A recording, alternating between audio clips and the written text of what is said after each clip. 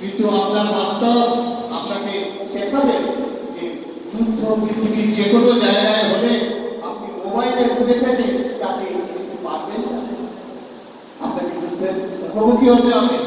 Henry Durand যুদ্ধের মুখোমুখি হয়ে সংগঠন করে তুলেছিলেন, ভগবানের উপর দায় দিয়ে দেননি, অন্য লোক করবে, আমি শুধু ফেসবুকে সমালোচনা করে যাব, এটা তিনি করেননি। তিনি এগিয়ে এসেছিলেন, লড়াই করেছিলেন এবং রেডক্রসকে বিশ্ববাসী প্রতিষ্ঠা করে দেখাতেও তার অনেক সময় লেগেছে। কোনো কিছুই আলাদিনের আশ্চর্য প্রদীপের মতো হয়ে যায় না, এটা হয় না, মানুষকে কষ্ট করে তৈরি করতে হয়। মেদিনীপুরের মানুষ লড়াকু মানুষ, এখানে কত অসাধারণ মানুষ জন্মেছেন, বীরেন্দ্রনাথ শাসন জন্মেছেন, যিনি কখনো কথা মাননি, আমাদের এই জেলা পরিষদে তিনি বসতেন, তিনি প্রশাসন চালাতেন, প্রশাসন চালাতে চালাতেও তিনি কিন্তু দেশপ্রেম দেখিয়েছেন, এটা অনুসরণ করার ব্যাপার আছে।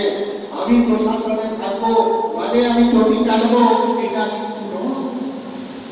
প্রশাসনে থাকবো মানে আসলে অশোক স্তম্ভের গায়ে যে লেখা সত্যমেব জয়তে, সেই সত্যমেব জয়তের সাথে আমি থাকবো, ওইটি আমার কাজ দিয়েছে, আমাকে কিন্তু কোনো নেতা কাজ দেয়নি।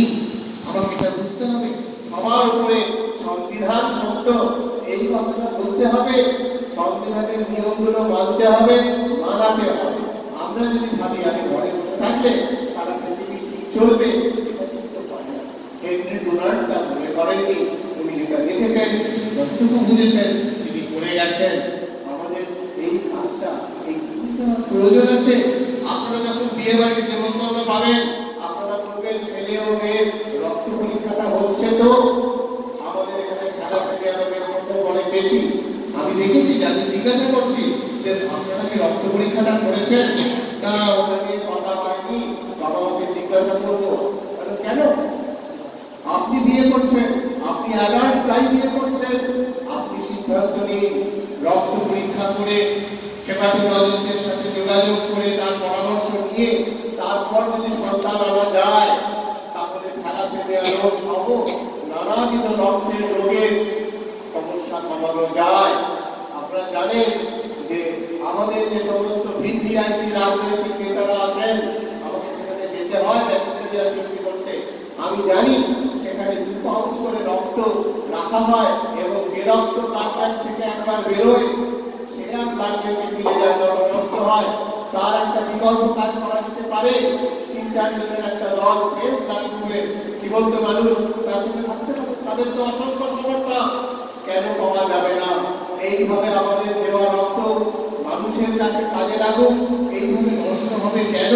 অন্তত কত নষ্ট হয় তার একটা তথ্য মানুষের সামনে আসুক, মানুষ পর্দার আমলে ঢাকা মুখগুলোকে আরেকটু চিনুক, জানুক, দাবি করুন আপনারা। প্রত্যেকটি বিয়ের ক্ষেত্রে রক্ত পরীক্ষা আগে করতে হবে, এই জিনিসটা হোক, নিয়োগ করে দেওয়া করতেই হবে। এবং যে মা সন্তানের জন্ম দেবে আগেই তাকে বিনা পয়সায় পরীক্ষা করে দেওয়া হবে যে বাচ্চাটা যে আসছে থ্যালাসেমিয়া যুক্ত বাচ্চা আসছে কিনা, এই দায়িত্ব কে নেবে, সেই মাকে ঠিক করে নিতে হবে।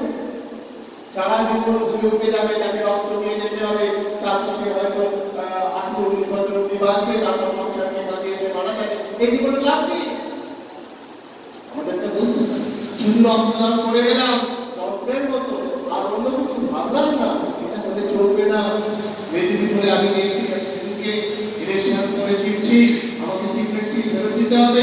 আমি লক্ষ্য করলাম যে আমার ড্রাইভারটি আকণ্ঠ মদ্যপান করে বসে আছে, বৃষ্টি পড়ছে এবং সে কিছুতেই গাড়িটা সাত করে চালাতে চাইছে না। আমি বলছি যে 50-এর উপর তুললে আমার শরীর খারাপ করে, করোনা সে 70-এর দিকে নিয়ে যাবে। সে তো মদ খেয়ে ফেলেছে, সে বুঝতে পারে না ম্যাজিস্ট্রেটের আদেশ ছিল ভাইছে, সে বুঝতে পারছে। আর সে বুঝতে পারছে না যে আমি চাইছি যাতে দুর্ঘটনার কবলে আমরা না পড়ি, সে বুঝতে পারছে। এই মদ জিনিসটা মানুষের বিচার বোধটাকে নষ্ট করে দেয়। আপনারা যেখানে এইরকম মদের পেশা দেখবেন সেখানে আপনারা হস্তক্ষেপ করবেন। আমি শুধু যদি বাড়িতে বসে থাকি, আমি যদি এগিয়ে না আসি, তাহলে কিন্তু হবে না। এদিকে একটা সভায় আমি বলেছিলাম, সেটা সেখানে আমার বন্ধু সুজয় হাজরা মহাশয় উপস্থিত ছিলেন। রবীন্দ্রনাথের প্রতিনিধি কবিতাটা আমি বুঝিয়েছিলাম যে প্রতিনিধি কিরকম হবে। এই রবীন্দ্রনাথ তার প্রতিনিধি কবিতায় বলেছিলেন, রাজ্য লয়ে রবে রাজ্যহীন। গুরু তার শিষ্য শিবাজীকে শেখাচ্ছেন, তাকে ভিক্ষুক বানিয়েছেন, বলছেন রাজ্য লয়ে রবে রাজ্যহীন। তুমি ক্ষমতা পেয়েছো, কিন্তু সেই ক্ষমতা মানুষের জন্য, মানুষের কাজ করার জন্য, তোমার নিজের গাড়ি ব্যাংক ব্যালেন্স বাড়ানোর জন্য নয়। এটা যারা করেছে তাদেরকে আমাদের সমাজ থেকে সরিয়ে দিতে হবে, আনতে হবে তাদেরকে, সেই প্রতিনিধিকে যারা রাজ্য লয়ে রবে রাজ্যহীন। তবে রেড ক্রসের কথাটা হবে। রেড ক্রস যদি শুধু মানবতার সেবা করে যায়, শুধু মানুষ দুঃখী মানুষের সেবা করো,